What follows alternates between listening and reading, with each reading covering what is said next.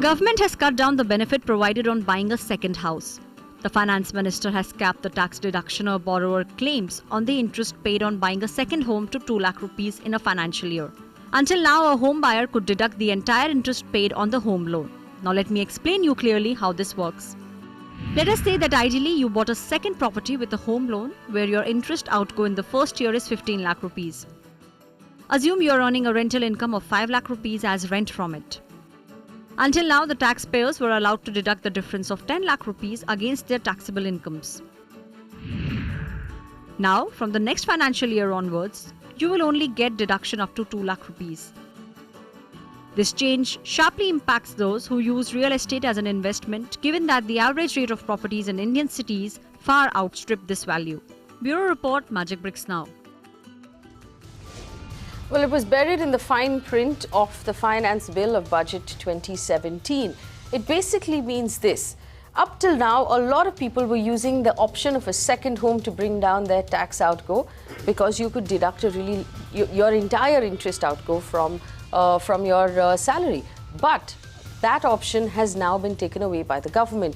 The interest outgo has been capped at 2 lakh rupees for both first homes and second homes, irrespective of whether or not you're renting it out.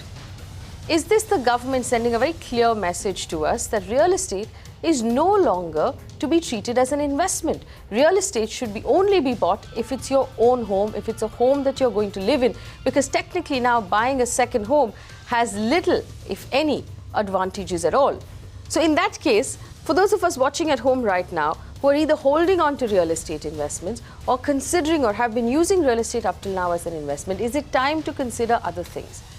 Is equity or perhaps even a fixed deposit at this point a better option than real estate? That's the question we're asking today. Is the government completely disincentivizing real estate and telling us, do not invest in real estate anymore?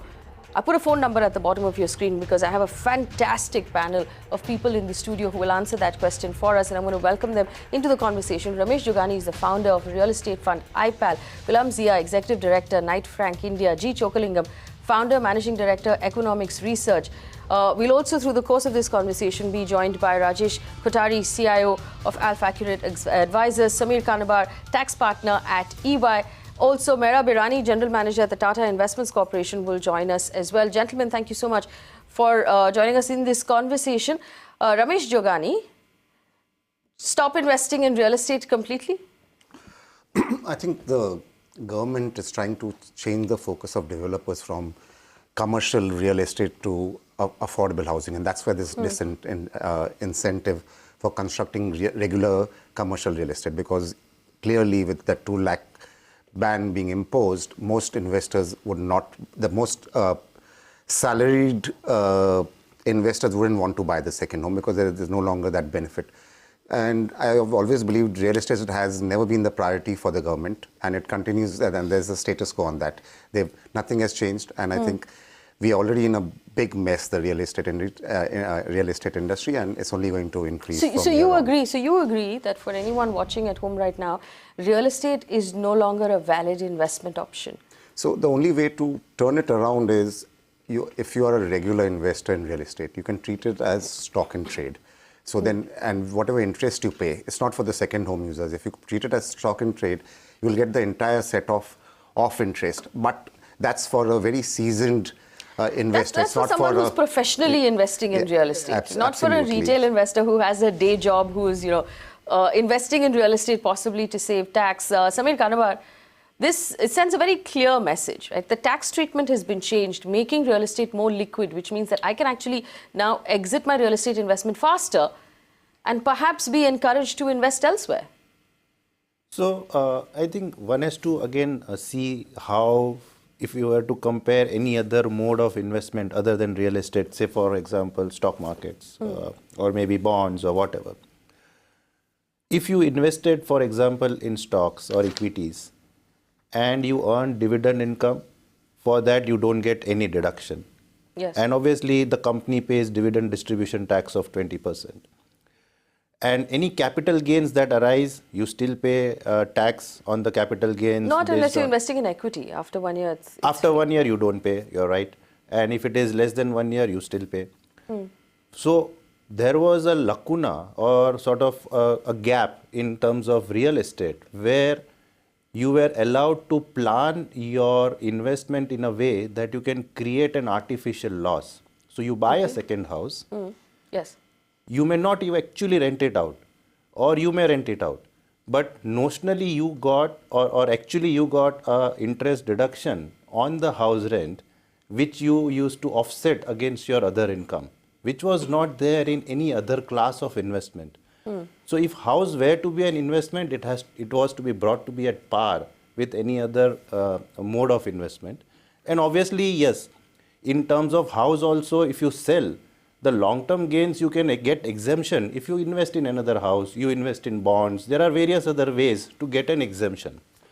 So I think what equilibrium has been brought in has to be respected, that whether there was a significant advantage against the other instrument. All right, I'm going to ask this question now of the investment advisors who are here. I'll start with Gulam Zia. Gulam, would you advise anybody to invest in real estate right now?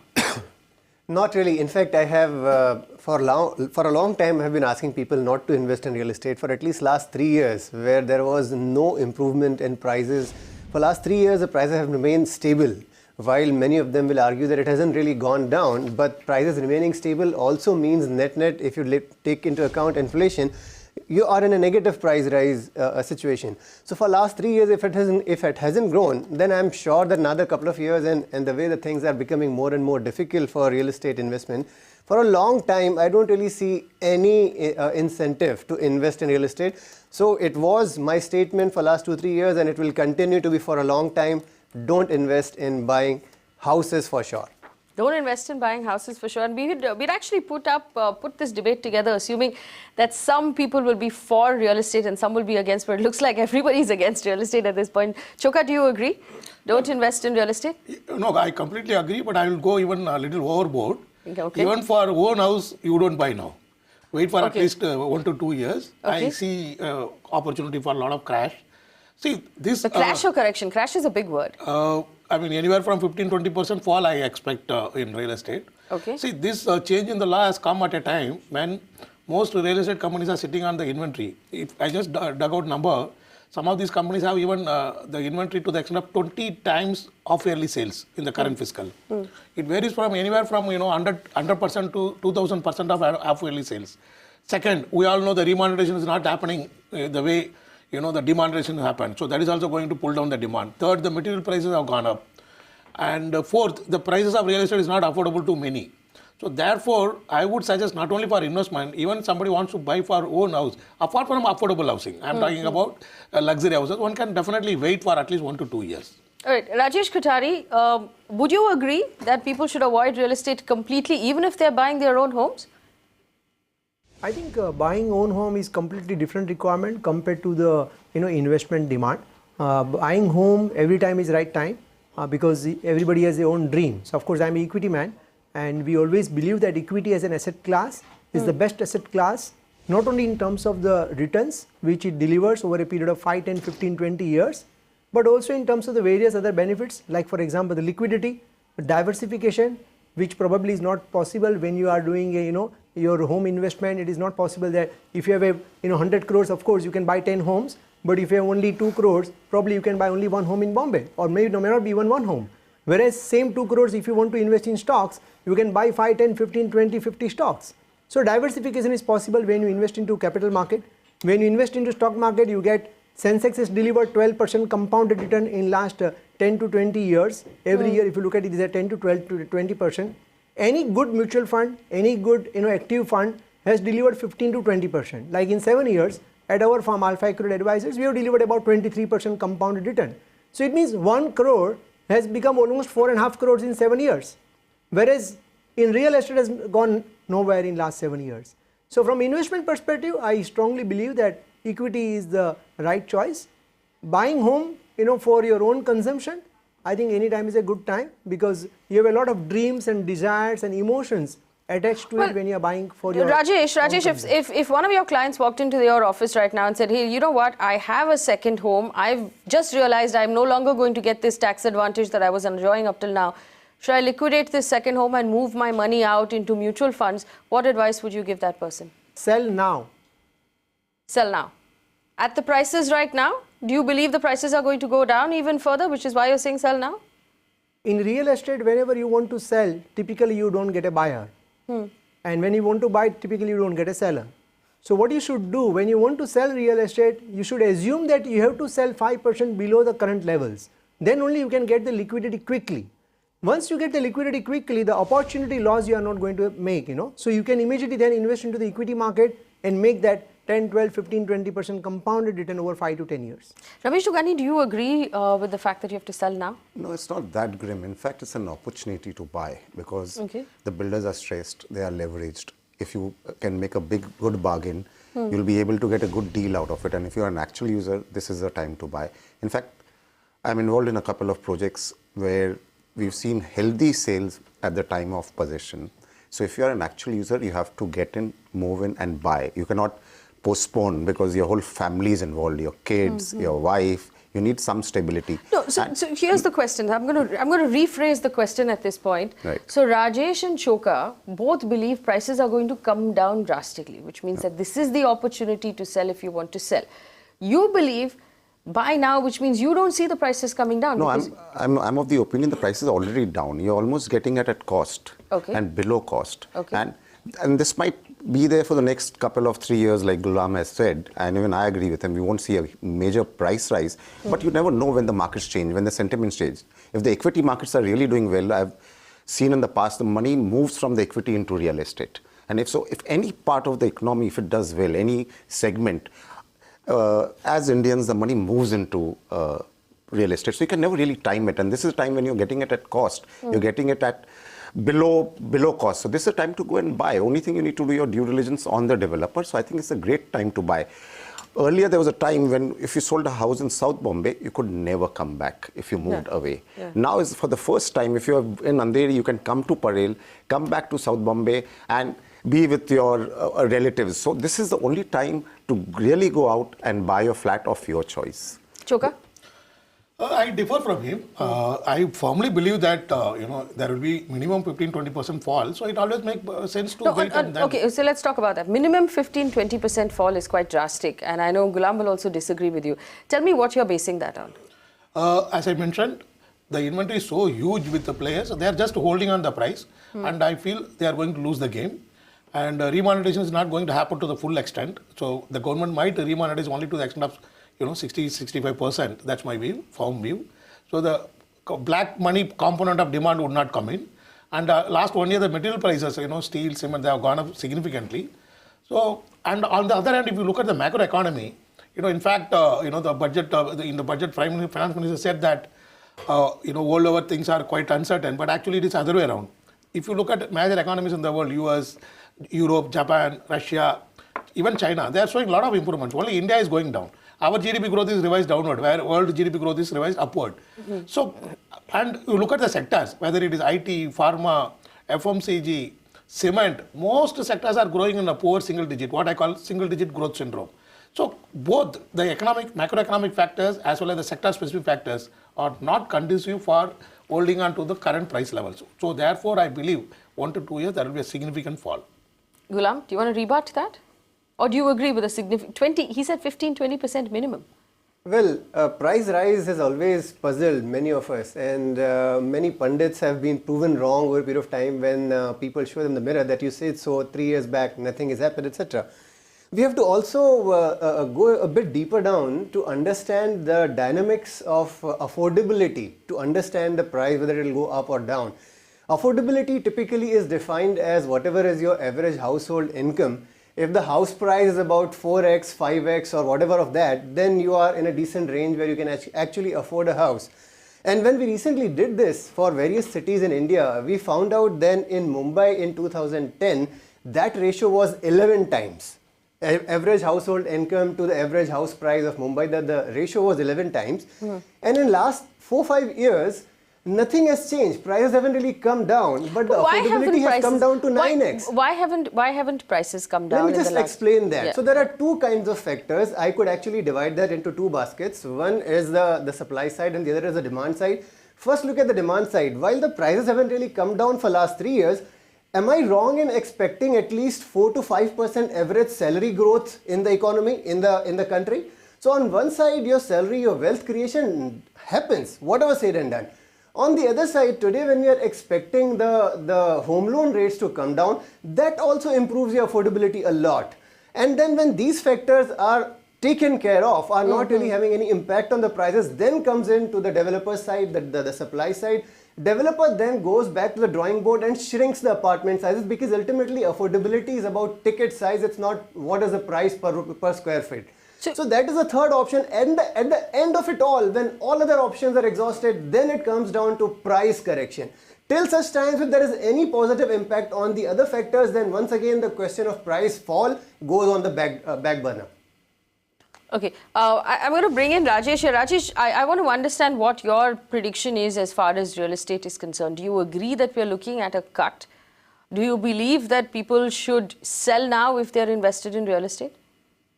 I would put it in different ways. As your question is from investment perspective, and I again say from investment perspective, it is not the right choice. So we are not talking about buying home for your own consumption, number one. Number two, we are comparing then real estate versus the equity market. So it is not that real estate is a bad asset class to invest, but when you compare it with equity, the advantage is what equity gives you, and the corporate earnings growth, which has delivered about 12-13% compounded growth every year in last 10, 15, 20 years. As the Indian GDP is going to improve to probably 11 to 12 to 13% in nominal terms, therefore corporate earnings can deliver 13 to 14% earnings growth over next 3 to 5 to 10 years. And if the corporate earnings delivers that numbers, then it means Sensex also will deliver 12 to 15%. Rajesh, I mean, those sort of numbers, aren't you being optimistic? I mean, we can't really predict the future over the next 10 years. None of us could predict that demonetization would happen when it did, and would cause us to correct our GDP numbers. So aren't you being optimistic when you're expecting double-digit GDP growth? You are absolutely right. I'm saying double-digit in nominal terms. Real GDP growth will be about 6 to 7%. You add 5 to 6% inflation, that gives you 11 to 12% nominal GDP growth.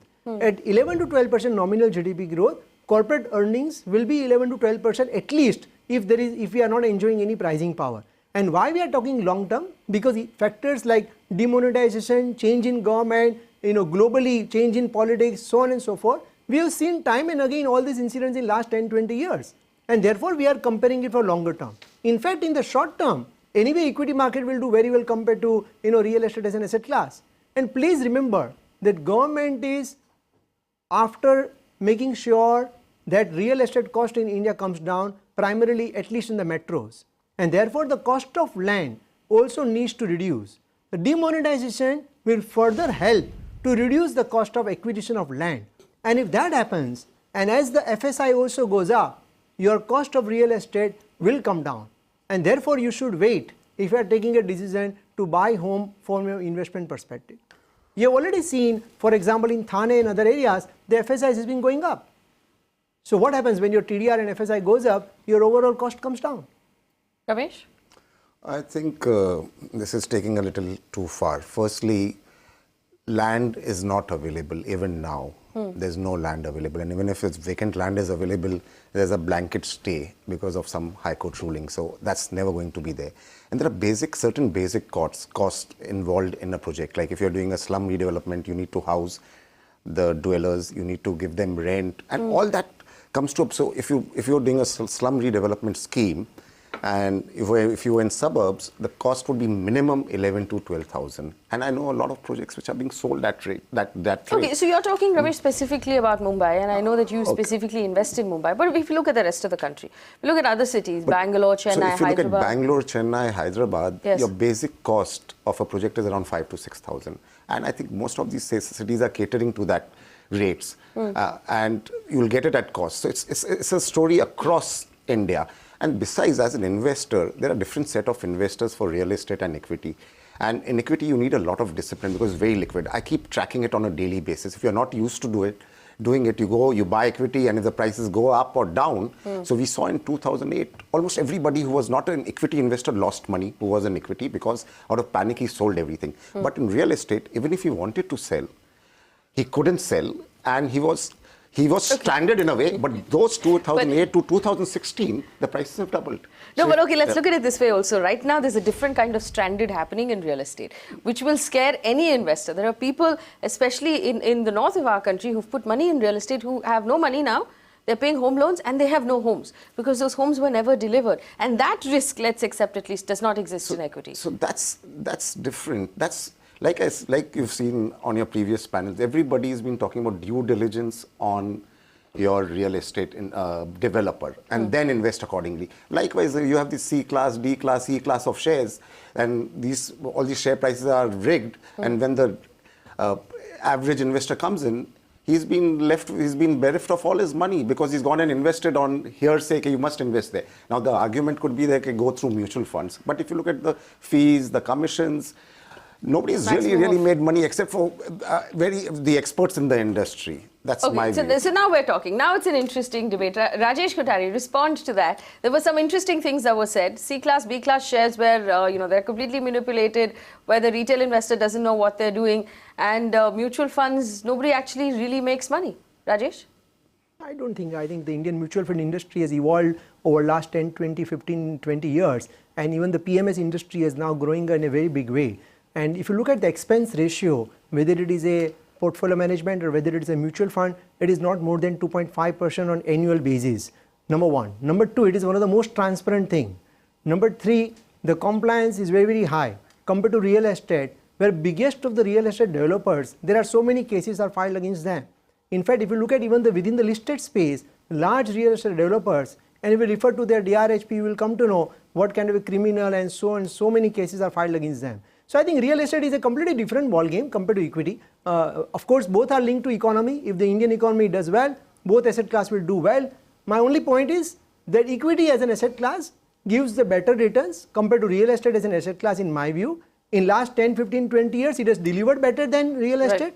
And over next 5 to 10 years, I think it will deliver more than real estate. Let's address this one point. Gulam Zia, I saw you react to it slightly about the fact that when Ramesh talks about due diligence, let's be honest, some of the biggest developers in this country have not delivered. How would any customer have known 5 years ago that Unitech would not deliver? Unitech was the biggest developer in the country. Today it's standing in front of the Supreme Court saying that it doesn't have 15-20 crore rupees to refund its buyers. There was no way to predict that. What sort of due diligence will protect an investor from something like that? Well, there is nothing actually speaking which can actually give you a complete comfort that if you're investing in an X builder, everything will be absolutely above board. It's very tough to say so because let's understand every real estate project is unique. The risks associated with those projects are unique. So an organization which is saddled with a lot of wrong projects will obviously give a case of the likes of the organization they're talking about. But many of the organizations who have balanced their portfolios well, that even if 1 or 2 projects are not doing well, majority of them are doing well. In such case, developers still manage to maintain their brand equity in the market. But otherwise, you're right. There's hardly any convincing way possible to say that if I'm investing in a project, that project will be delivered against all odds. It's very tough to say, so no amount of due diligence can actually support. So what is the return right now offering against that risk that any investor has to take on in real estate? This is exactly where we end up mixing up a few things. When we are looking at returns out of real estate, we end up saying that when the building is completed, you should buy that. When the building is actually completed, you have actually taken care of most of the risks, whether it is marketing risk or construction risk or a lot of those risks are taken care of, so the property is stabilized. So expecting the property prices when you're buying a ready home to then double up in 4-5 years is absolutely out of question. Now you make money only when you're buying something which is under construction, and you must, because you're taking such a huge risk, and that risk reward ratio is always connected. So at least about, I would say 25 to 30% minimum if you're buying a property which is at early stages of development, that much you must look at if you're comparing it with any other project which is next door to the under construction project, minimum 30% you must look at discounting it. Oh, but in the last say 4-5 years, has real estate given any sort of those returns? Not really. At least for last 3 years, the average returns anywhere in the country haven't really gone into double digits at all. Yes. Average returns have been, closer to 5 to 7%. Well, I'm sure there'll be many of them who will spring and say, "Nahi, such a property has doubled up in last 4 years." Those properties have doubled up only because of the risks which I earlier spoke about, which is the development risk. Because there was nobody willing to buy, say, a certain developer's stock at that price, so he sold it for half price. So that has now come to what the market expected prices are. So that's the only return you've made. If you're looking at stabilized properties all over the country, nowhere can you expect more than 7% return. Samir Kanabar, right now, if you look at the tax benefits, and let's say that I'm investing for the next 2 years, what would you say makes more sense? Real estate, equity, or a fixed deposit? Plain and simple. So, I mean, before I answer that question, there are certain thoughts which have crossed my mind in the midst of these discussions. And we need to just reflect upon it. Finance Minister in his speech mentioned that he is going to abolish FIPB. And Okay, my audience doesn't know what that means. You'll have to explain that. Yeah, so FIPB is a foreign investment promotion board which governs any foreign investment that comes into India. Today there is some regulation in terms of foreign direct investment coming into real estate, and there are certain parameters defined in the foreign direct investment policy for investing in real estate.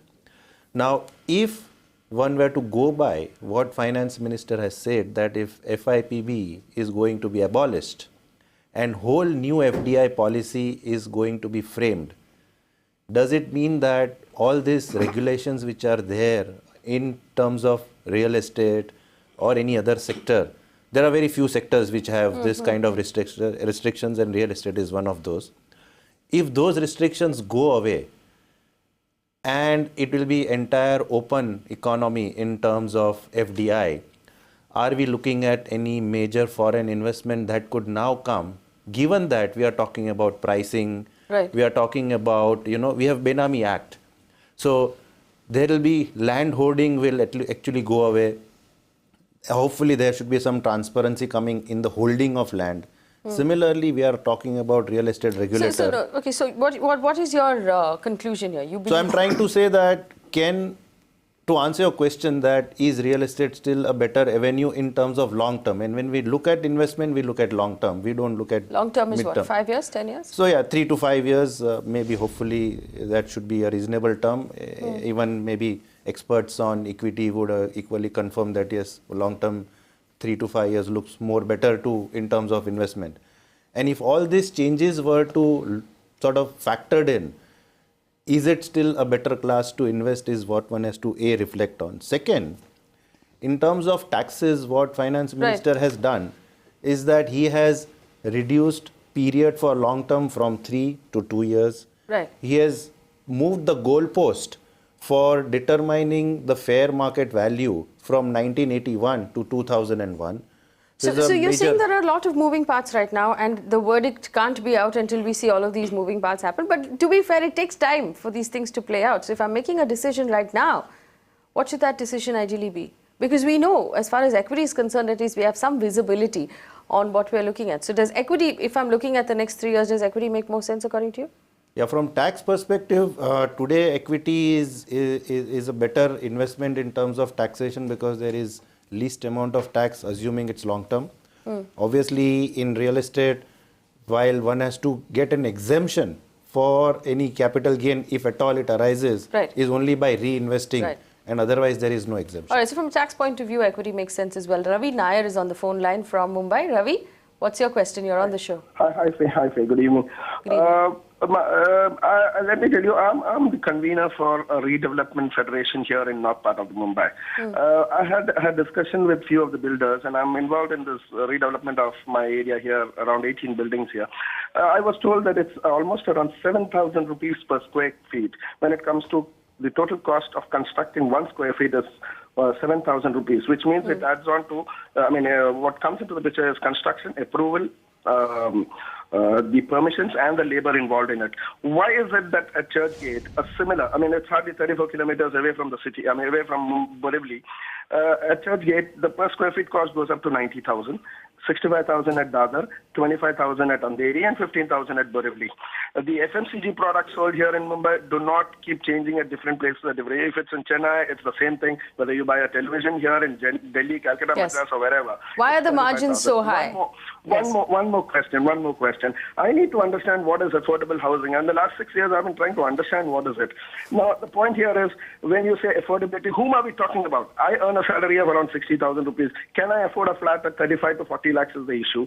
And whom are we catering to? If you are going to tell me, after 50 years of stay here in Mumbai, if you are going to tell me that affordable housing is not available in the city, like what I heard Mr. Niranjan Hiranandani saying that yesterday at the Magicbricks show. If it is in Boisar and Palghar, what do you mean by saying affordable? I better go to Kerala back again and settle there at around 25 lakhs. I can make a big bungalow and stay there. That's my question.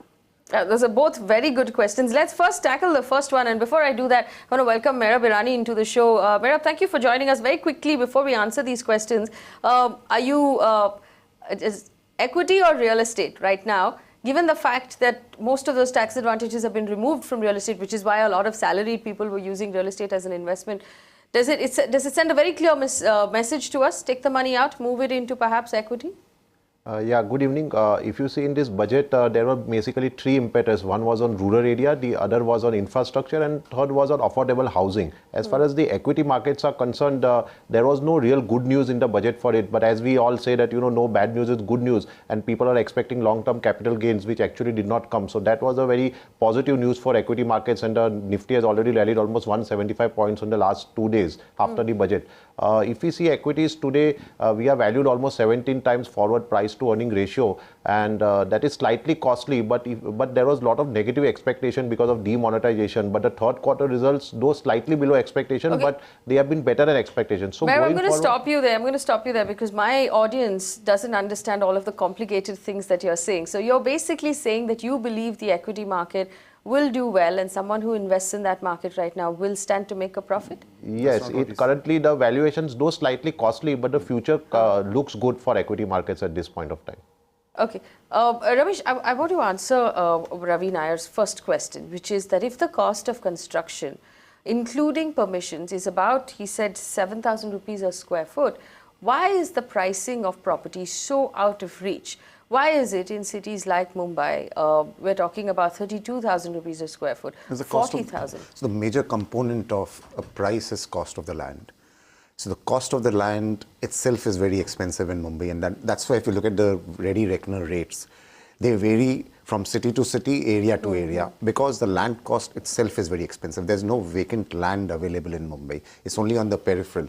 So if the cost is, say, 35,000 rupees on saleable, your FSI would be almost 17 to 18. Another 7,000 would be construction costs, so 25, another 3,000-4,000 would be interest. And because he's talking about a redevelopment project, he's not incurring the cost of land that you're talking about. So when you talk about a redevelopment, so if 7,000 is the cost of your constructed portion, you have to entail a 7,000 for your tenants also. That becomes 7 plus 7, 14. There's almost 5,000 to 6,000 in premiums and interest. So it goes to 22,000, and there's like almost 3-4 year delay from the time you take a project. It's never that you take a project and you start in 2 or 3 years time.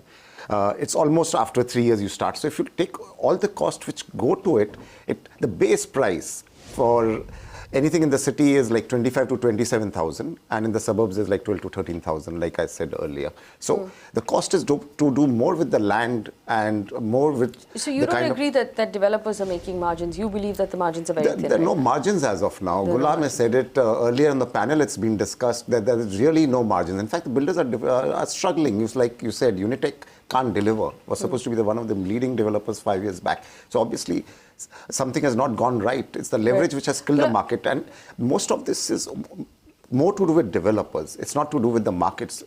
They have bitten more than they could chew.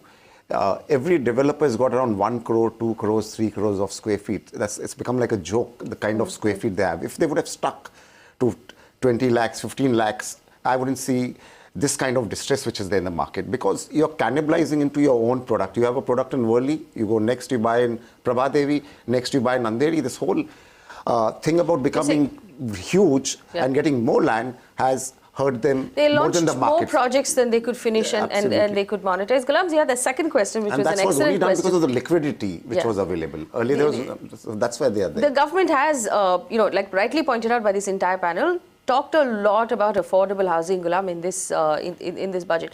But the definition of affordable housing of 30 square meters inside our cities and 60 square meters outside our cities. To explain to our audience, 30 square meters is about 350 square feet per house. There's a need here to actually define what is affordable housing. Because what the government is talking about is low-income housing. It's not necessarily affordable housing, is it? Yes, you're right. Affordable housing has always remained a mystery, because there is no, acceptable definition which is actually across the board everybody will agree by. So here it's a big question. What is affordable housing? I will define it in a different way. Somebody else will define it in a different way. Ultimately, as Mr. Nair mentioned, that if for his kind of affordability, if the house that he wants to live in is available only in Kochi and in Kerala, then that's exactly the issue. That at least a city like Mumbai, because as we just heard that the cost of land is so huge that you can't actually think of constructing anything in the city which is less than a crore and a half anywhere in the boundary limits of island city. So here the big question is, if you're talking about affordability, you have to look at a few locations differently than the rest of the country. While we're talking about 7,000 rupees cost of construction, let me tell you, except for Mumbai and to a certain extent in Delhi, rest of the country, the average price of a finished good is still in the range of 3,000 to 3,500 rupees a square feet. So are we talking about 7,000 rupees for cost of construction and 3,500 rupees of finished good? Obviously something is amiss somewhere. So here the whole question is that the cost of construction that we are also talking about in Mumbai, is it really justifiable at 7,000, 10,000 rupees? Well, the only thing that can explain why 7,000 rupees is because today we are rising up to 70, 80, 90 story buildings. If I'm doing a 10 story building, to me the cost of construction should not go beyond 1,500 rupees or 1,600 rupees. Right. I have this excellent question that Ramakrishna from Arunachal Pradesh has called in to ask us. Ramakrishna, you're on the phone, or you're on the show right now. Tell us, what's your question? Yes, ma'am. Go ahead, sir. Ma'am, I have to retire in next 2 months, and I have to make this decision whether I need to put my money in real estate or in equity. How do you help me? I'm based in Bangalore. You're based in Bangalore. Will you have a regular pension after you retire? Ramakrishna, Yes, it's already looked after. I'm a government servant. You're a government servant. So this investment that you're making, what kind of returns are you hoping for from this investment? I'm looking for a period of 5 to 7 years, and anywhere 14 to 15% is great in the present scenario.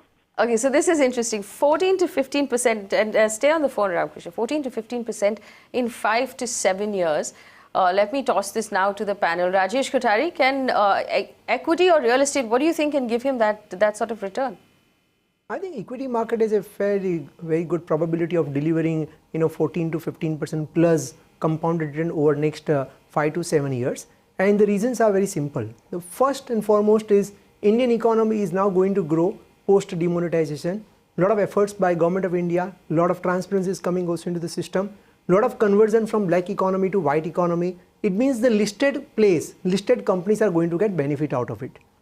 Number two, the earnings growth of Indian corporates, as I was saying and I'm repeating again, will grow at around 12% plus, anything within 12% to 18%.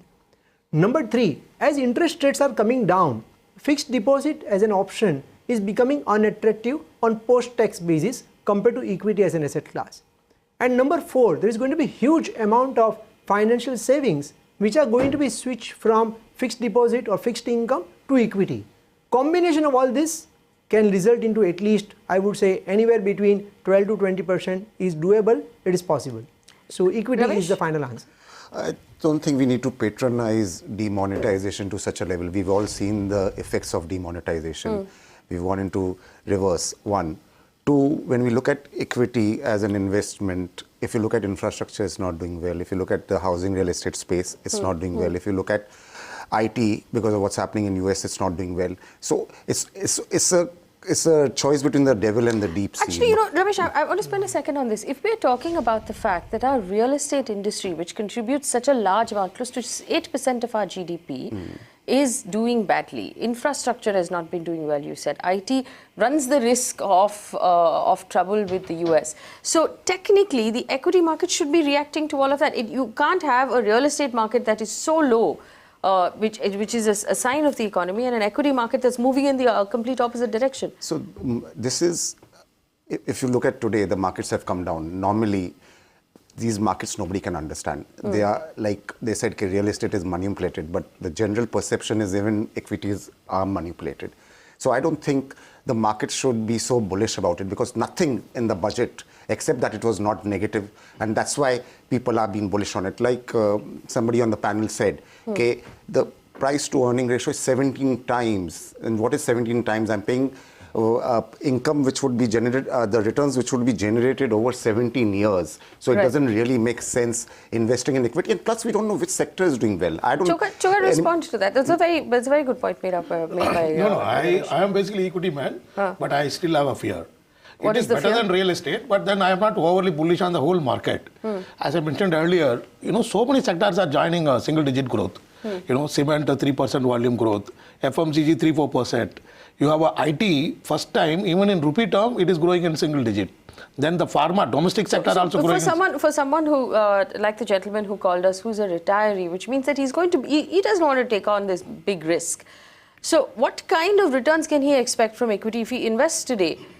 In 7 years, can he actually expect 15-20%? Do you think it's going to be a lot lower than that? I have a little doubt. I mean, if somebody supports him in terms of individual stock picking, definitely. He can even do better than that. If he takes a mutual fund? Yeah, mutual fund. But I would suggest that he doesn't put money in the real estate. He puts 60% in the fixed deposits. Only 40% he should put in the equity, considering his own profile also. The price of the return of fixed deposits coming down. Mehrab wanted to come in. Mehrab, go ahead. If you see, I had said that the price equity earnings is 17 times, but if you see the earnings growth is also expected to be 15% plus CAGR. So therefore, that will match the price earnings ratio. Also, if you see this gentleman who was asking, I think equity is the asset class which will give him good amount of liquidity. It will also give him current income because he is a retiree person, and equity will give him 1.5-2% dividend yield also, which will add to its tax-free current income. Plus, over longer term, you will also get the growth benefit of equities, which will be at least 15% compounded return over next 5-year period. Today, nominal GDP is growing at around 11.5-12%, and if the stock selection is good, I am sure that we will get more than 15% return in equities over 5 to 7 year period. So therefore, with the liquidity, with the dividend, current income for a retiree person, I think equity would be one of the best options. Rajesh? On one hand, we are hearing about single-digit growth. On the other hand, you're hearing about 15-20% digit growth. So it's as complex as real estate is made out to be. In fact, in real estate, if you parked your money and if you're looking at 7-8 years investment term, you will definitely make around 10 to 12%. If you keep inflation into account, you might make much more, and it's much more safer. Like Chokkalingam is saying, Ramesh, we started the show with Gulam and you agreeing that the prices will not come down, but they're not going to go up either. Yeah, but I'm talking about 7 to 8 years. When we are talking about not going up, we're talking about the next 2 to 3 years. We're not talking about 7 to 8 year plan. We've seen invariably prices being doubled, more because of inflation and other reasons where prices have doubled in 7-8 years. And it's a safer bet because you have the lock and key under you. In equity, if I'm going to make a pick and if that company doesn't do well, I'm like left with nothing, almost nothing. Rajesh. I think very important advice to the caller is kindly do not do stock picking on your own. Kindly give it to the professional fund managers. It can be mutual fund or it can be PMS. That is number one. Number two, somebody suggested fixed deposit. In fixed deposit, your interest rate, assuming your pension is taken care of, then you are going to get gross interest of 7%. Net of tax, it can be anywhere between 5 to 6%. So if you compare compared to the equity, even if you get, as I said earlier, one can expect 12% to 18%. That's the range one should expect. And it is a good amount of transparency compared to the real estate, where it's going to select one or two projects. Rajesh Kothari, let's not ignore the fact that equity runs a capital risk, which means that if I go into the stock market with 1,000 rupees, it's very likely my 1,000 rupees will become 500 rupees at some point. No, it will not. If you have a 7 years view, historically in last 25 years, it has not happened if you have a 7 years view. Historically, if you would invest into any active mutual fund in last 7 years, it has given you minimum 10% compounded if you see last 20 years track record of Indian mutual fund industry. The highest was know what he's talking 22%. about. I can give you example. I can give you I full know data about Morgan point. Stanley fund, Let where people invested in lakhs, These are the, and we never saw the returns. These are the actual data. You can do the actual data analysis. In the last 20 years, the highest fund would have given you 22%. Lowest would be about 10%. Sensex has given 11.5%. Rajesh Kothari, there are infrastructure funds, there are specific sectoral I'm talking about diversified mutual funds. You didn't mention that. There are specific, Choka, there are specific sectoral funds that have not done well at all. Infrastructure funds were a huge reach at one point. Everybody invested in them, they have not done well. and everybody lost their money. Infrastructure funds are half of them were into real estate. So I think we're working on something. But the truth is, we have to be very clear about this. Absolutely. If we are saying invest in equity, you have to be very clear about what kind of equity. Diversified mutual fund or diversified PMS? I like it because I am also hardcore equity money. If I will put 100% of my money in equity only. But we are talking about a retired man. And two, equity market, if somebody says guarantees, it is a flaw. Absolutely. Take our own mutual funds, those who invested in 2007-8 bull run, and then after 5 years in 2013 September, they took their money out, they lost a lot. all the mutual funds were either negative or pathetic return. So let us not give any guarantee to the retired person. The safety comes first for the retired person. All right. Last point, many of analysts, including me, we have gone wrong in the last 2-3 years. We have been comfortably, postponing our double-digit 15 to 18% earning growth to next 1 year forward, and which has been, again and again now postponed to FY19. So I have my own doubts. And Faye, in real estate, nobody has lost money. The investor would have, the developer would have lost money, but investors who've got standard in projects, but anybody who's managed to get delivery, nobody has lost money. Sugar. The risk comes from all asset classes. So a lot of shares are manipulated, and it doesn't mean that other asset classes are safe. We know what happened to the debt fund. Foreign fund invested in the Indian company's debt fund, what happened, and we know what happened to there's a risk in everything, but the reward should justify that risk. The return should justify that risk. Rajiv is on the phone line from Jammu with a question for us. Rajiv, go ahead. Yes. Madam, my question is basically this real estate is not meant to be for the purpose of investment, rather than it should be affordable housing. And in affordable housing, why don't the government fix the prices of the lands so that and give subsidy to the builders? Then we can give the billions of these subsidies in Roti, Kapda and Makan. In Roti sector, we have billions of rupees in subsidies. Why don't we give subsidy to the builders so that the prices are fixed to a certain amount? It is within limit of each and every citizen of India. Well, that's an excellent point, because a lot of developers have said that the price of land is keeping them from actually making affordable housing. Happy is on the phone line from Hyderabad. Go ahead. What's your question? Yeah, good evening, madam. Good evening. Good evening, everybody. Go ahead. We can hear you. Yeah. See, now I'm more worried, looking at this debate. Yes. Recently, I've taken a housing loan, which to construct a independent house. Right. I have a flat. Now I'm in a dilemma whether to sell this flat or to take the fixed deposit and do the construction. So what now if I already put a board for selling the flat, but as the debate says very clearly, the prices are slashing down 15 to 20%. For that, none of the people are coming and expecting a lot of reduce in the flat price. So what should you do right now? That's your question, Gulam Zia? Yes. Yeah, the question is this house in Hyderabad? Or I have to remove the fixed deposit and do the construction.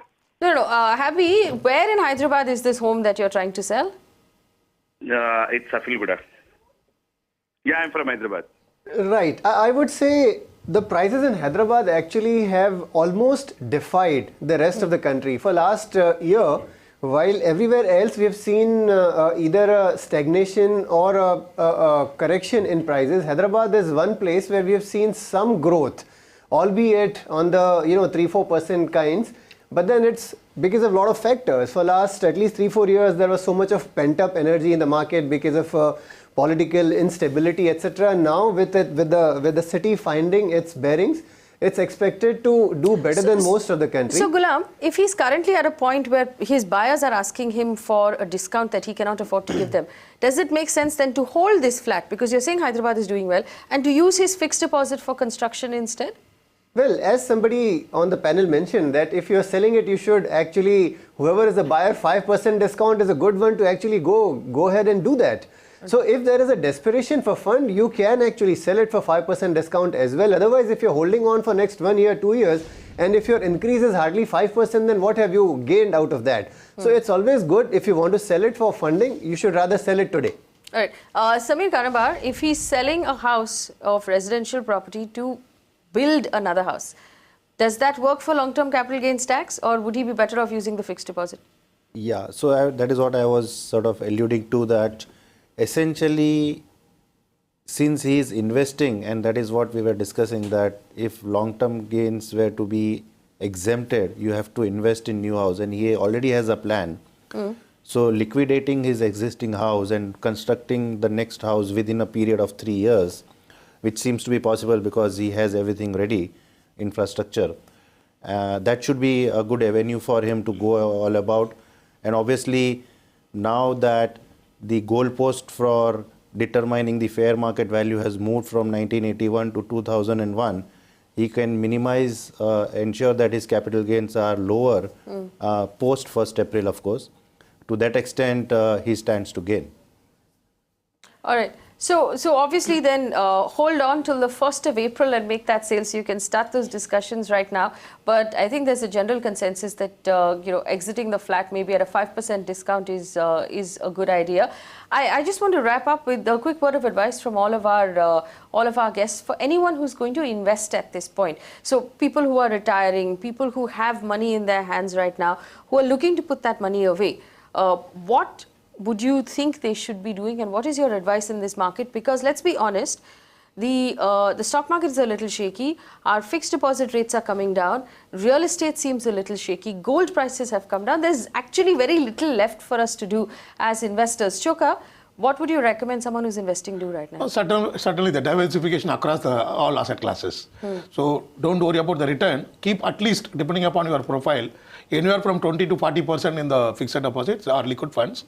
Rest you put majorly into equity and also some bonds and. But I mean, I would put a caveat there. If you're putting money into equity, make sure you have at least 5 years on your hands, because this is a choppy market. If you need the money next year, equity is a very, very bad idea. More than 5 years, you need a professional advice for stock selection. All right. Otherwise, even after 5 years, like Unitech, you can lose 95%. Ramesh? As of now, I would stay liquid. I would keep my money in fixed deposit, and when the time is right, move into real estate. How do we know when the time is right? When in a year and a half, you see, what happens is if you are constantly searching, you'll see which side the markets are going. So if there's some jump in the prices, then that's the time to get in. You can wait, but equity, unless you're an expert, please don't invest. Real estate, we've seen historically, if you've managed to get possession, nobody's really lost money on that. Mehrab?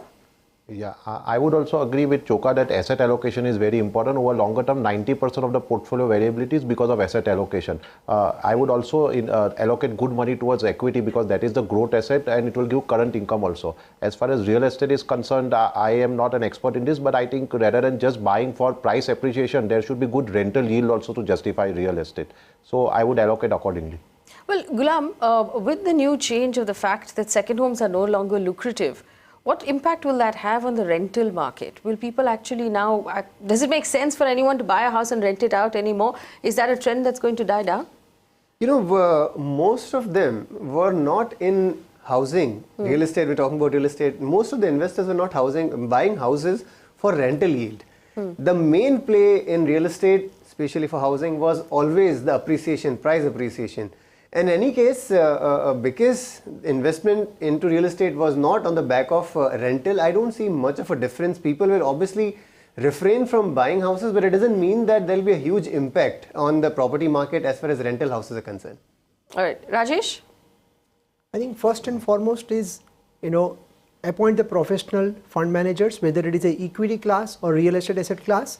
In both the asset class, now you have a different kind of funds which are always available, number one. Number two, keep your time horizon 5 to 7 years. Do not invest for 2 to 3 years view. You need to have a long term. Equity is a long term game. And if I have a 2 to 3 year need for money, so if I have money in my hands right now, I'm going to need it after 2 years, then what do I do with that money? If you have a 2 to 3 year view, then I would say that safer would be the fixed income. rather than equity as well as real estate. All right. Samir, do you have any advice right now for someone managing their investments and their tax? Yeah, just adding to what Gulam mentioned, rental, while of course it may not be a commercial consideration, but also now the budget has a disincentive on rental because they have brought in 5% withholding tax.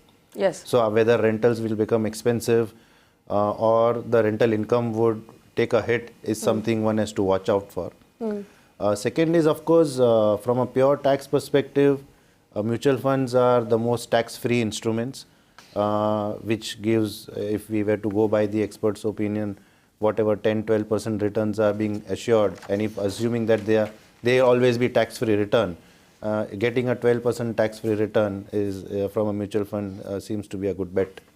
Okay, just to remind our viewers, the other change that happened during the budget yesterday was what Samir was talking about, 5% withholding tax, which means that if you happen to be living in a rented home where the rent is more than 50,000 rupees a month, you have to deduct 5% of TDS from that rent and give it to the government on behalf of the person you're paying the rent to. Now that makes things cumbersome. That deduction is actually not a very pleasant process. So we don't really know what sort of an impact that will have on the rental market. I want to thank our panel for joining us today, but I think fundamentally this is what we're learning, that whether it's equity or real estate is going to be a very choppy market, at least for the next 5 years, given the impact that demonetization has had on both of these markets.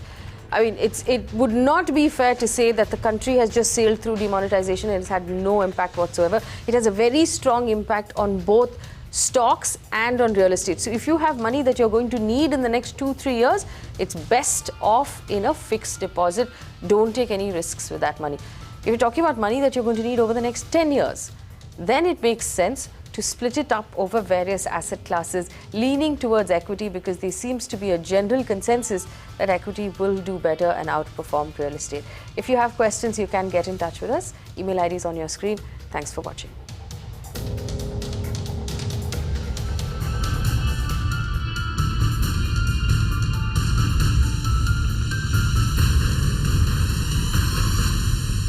You can watch live TV on our website mpnow.in.